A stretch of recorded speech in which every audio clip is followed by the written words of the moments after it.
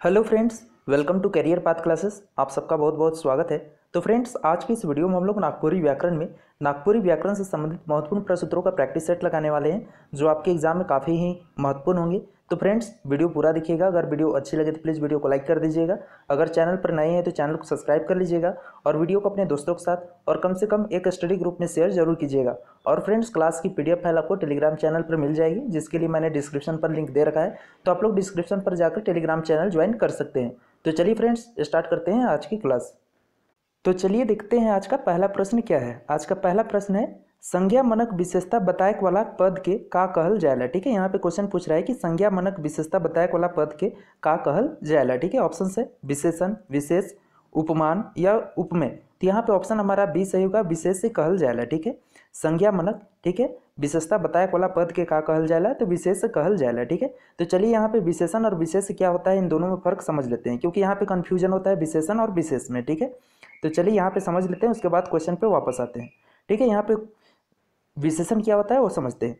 Zone शब्द संज्ञा चाहे सर्वनाम कर विशेषता, ठीक है, जोन शब्द संज्ञा चाहे सर्वनाम कर विशेषता बतलाएला, यानी उसका गुण, दोष, संख्या, मात्रा, मनक, ये सबको बता रहा है तो उसे हम विशेषण कहेंगे। ठीक है, जो शब्द संज्ञा चाहे सर्वनाम का क्या बता रहा है, गुण, दोष, संख्या, मात्रा, ये सब बता रहा है तो उसे हम विशेषण कहेंगे। लेकिन विशेष में होता क्या है, जोन संज्ञा मनक विशेषता बताल जाएला। ठीक है, जोन संज्ञा मनक विशेषता बताल जाएला, यानी जिस संज्ञा का विशेषता बतलाया जाता है उसे हम क्या कहते हैं, विशेष कहते हैं। ठीक है, यानी जिस संज्ञा के बारे में विशेषता बतलाया जा रहा है उस संज्ञा को हम क्या कहते हैं, विशेष कहते हैं। ठीक है, इस बात को यहाँ पर ध्यान में रखना है।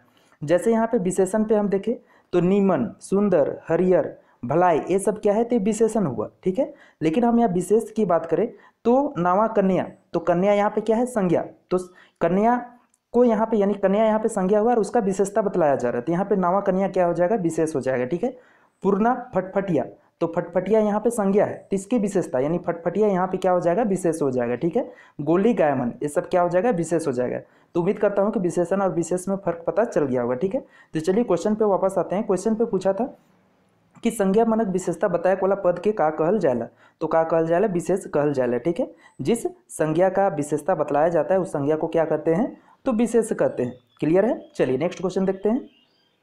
नेक्स्ट क्वेश्चन, क्वेश्चन नंबर 2 है, नागपुरी भाषा में कई किस्म कर विशेषण कर व्यवहार होला। ठीक है, यहाँ पे क्वेश्चन पूछ रहा है कि नागपुरी भाषा में कितने प्रकार का विशेषण का व्यवहार होता है, 3, 2, 4 या 5।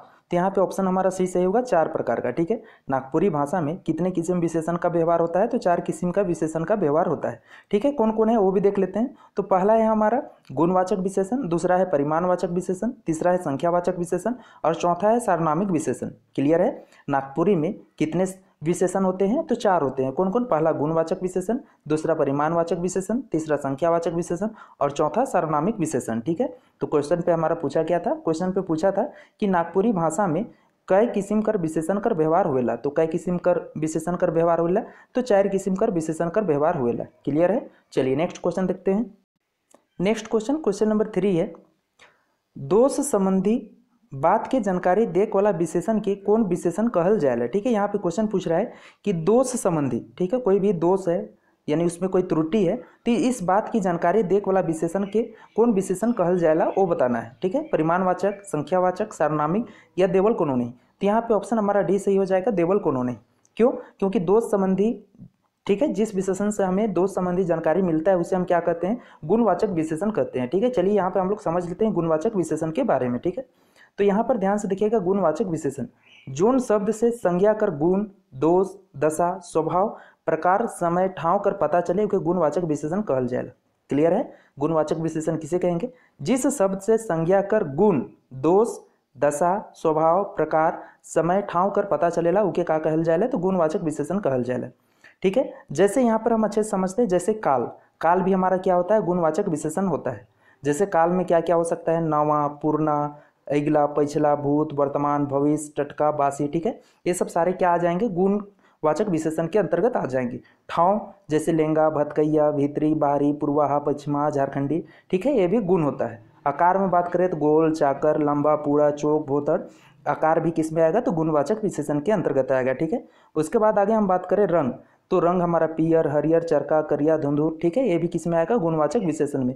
दशा हो गया दुबर, मोट, भारी, गीला, सूखल, धनी, गरीब, ठीक है, गुणवाचक विशेषण में आएगा। गुण, बेश, बेकार, सच्चा, झूठा, दानी, कंजूस, अलगरज, ये सब सारे के सारे किस में आएंगे? तो गुणवाचक विशेषण के अंतर्गत आएंगे, ठीक है। तो यहाँ पे क्वेश्चन पे हमारा पूछा था दो संबंधी बात की जानकारी देख वाला विशेषण की कौन विशेषण कहल जाएगा? तो कौन विशेषण कहल जाएगा? गुणवाचक विशेषण कहल जाएगा, जो कि दिया हुआ नहीं है, इसी वजह से ऑप्शन हमारा डी यहाँ पे सही होता। क्लियर है? गुणवाचक विशेषण का डेफिनेशन क्या होता है?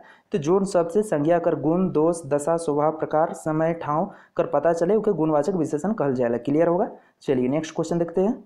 नेक्स्ट क्वेश्चन नंबर हमारा 4 है, देवल में से कौन गुणवाचक विशेषण का उदाहरण है? ठीक है, यहाँ पे आपको बताना है कि दिए हुए में से कौन गुणवाचक विशेषण का उदाहरण है। ठीक है, देवल में से कौन गुणवाचक विशेषण का उदाहरण है? बूचा, अंधरा, काना या देवल सब है। ठीक है, तो यहाँ पे ऑप्शन हमारा क्या हो जाएगा? देवल सब है।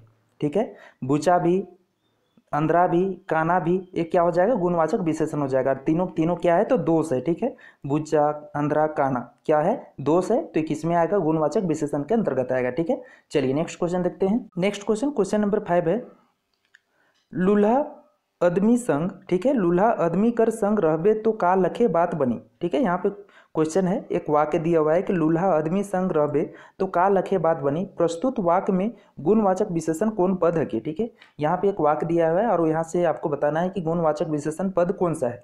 वाक्य क्या है? तो लूल्हा आदमी कर संग रहबे तो का लखे बात बनी। ठीक है, तो यहाँ से आपको बताना है कि कौन गुणवाचक विशेषण पद है। लूल्हा है, संग, आदमी या का लखे। तो यहाँ पे क्लियर है, ऑप्शन हमारा ए सही हो जाएगा, लूल्हा। ठीक है, लूल्हा यहाँ पे क्या हो जाएगा? गुणवाचक विशेषण पद हो जाएगा। ठीक है, लूल्हा आदमी कर संग रहबे तो का लखे बात बनी, इस वाक्य में लूल्हा क्या हो जाएगा? गुणवाचक विशेषण पद हो जाएगा। ठीक है, चलिए अभी हम लोगों ने अच्छे समझ लिया गुणवाचक विशेषण क्या होगा, तो क्लियर होगा ये। ठीक है, चलिए नेक्स्ट क्वेश्चन देखते हैं। नेक्स्ट क्वेश्चन नंबर 6 है, मैत पूछ छवारी माय कर हाल बेहाल रहे। ठीक है, यहाँ पे एक वाक्य दिया हुआ है कि मैत पूछ छवारी माय कर हाल बेहाल रहे।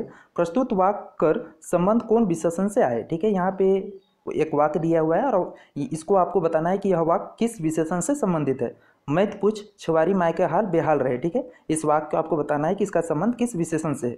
परिमाणवाचक से, गुणवाचक से, सर्वनामिक से या संबंध बोधक से। यहाँ पे ऑप्शन हमारा बी सही होगा, गुणवाचक विशेषण से। ठीक है, कैसे वो समझते हैं। मैत पूछ छवारी माय के हाल का रहे तो बेहाल रहे। बेहाल यहाँ पे क्या हो जाएगा? गुण हो जाएगा, यानी ये दशा है। ठीक है, हाल का रहे, बेहाल रहे, तो बेहाल यहाँ पे क्या हो जाएगा? दशा हो जाएगा, तो एक गुणवाचक विशेषण के अंतर्गत आएगा। ठीक है, चलिए नेक्स्ट क्वेश्चन देखते हैं। नेक्स्ट क्वेश्चन नंबर 7 है, नीमन पकल। ठीक है, नीमन पाकल आंबा कर स्वादे अलग होवेला। प्रस्तुत वाक्य में कौन किस्म कर विशेषण मुखर आए? ठीक है, यहाँ भी आपको बताना है, एक वाक्य दिया हुआ है कि यह किस प्रकार का विशेषण के अंतर्गत आएगा।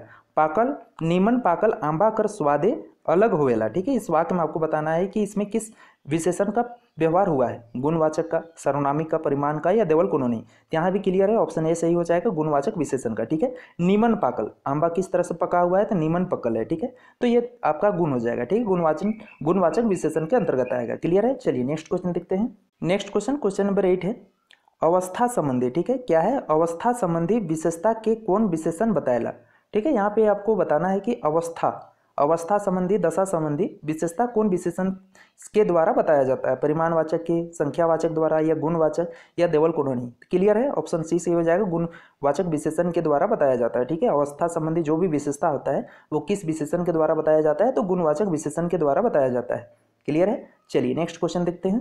नेक्स्ट क्वेश्चन नंबर 9 है, इतवारी मायकर बोली। ठीक है, इतवारी मायकर बोली एखनो बड़ा खरखरा है। प्रस्तुत वाक्य में कौन विशेषण मूल रूप से व्यवहार हुई है? ठीक है, यहाँ पे एक वाक्य दिया हुआ है और आपको यहाँ पे बताना है कि किस विशेषण का व्यवहार हुआ है। वाक्य क्या है? तो इतवारी मायकर बोली एखनो का है तो बड़ा खरखरा है। ठीक है, इस शब्द पे ध्यान देना है कि इतवारी मायकर बोली एखनो बड़ा खरखरा है। तो इस प्रस्तुत वाक्य में आपको बताना है कि किस विशेषण का व्यवहार हुआ है।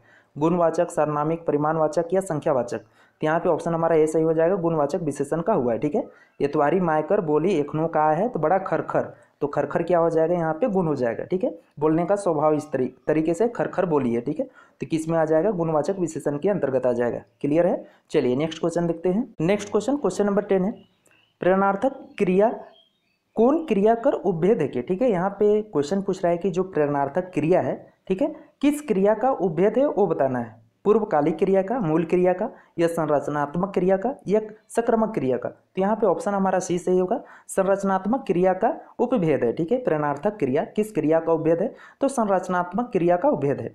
ठीक है, यहाँ पे हम बात करें तो संरचनात्मक क्रिया या रचना के आधार पर क्रिया का 4 उपभेद होना। ठीक है, संरचना के आधार पर हम देखें तो क्रिया के कितने भेद होते हैं? 4 उपभेद होते हैं। कौन कौन? सामान्य चाहे साधारण क्रिया, दूसरा संयुक्त क्रिया, तीसरा नाम धातु क्रिया, और चौथा प्रेरणार्थक क्रिया। तो यहाँ पर आप देख सकते हैं कि चौथा में प्रेरणार्थक क्रिया है, जो किसका उपभेद है? तो संरचनात्मक क्रिया का उपभेद है। ठीक है, संरचना के आधार पर क्रिया के 4 उपभेद होते हैं।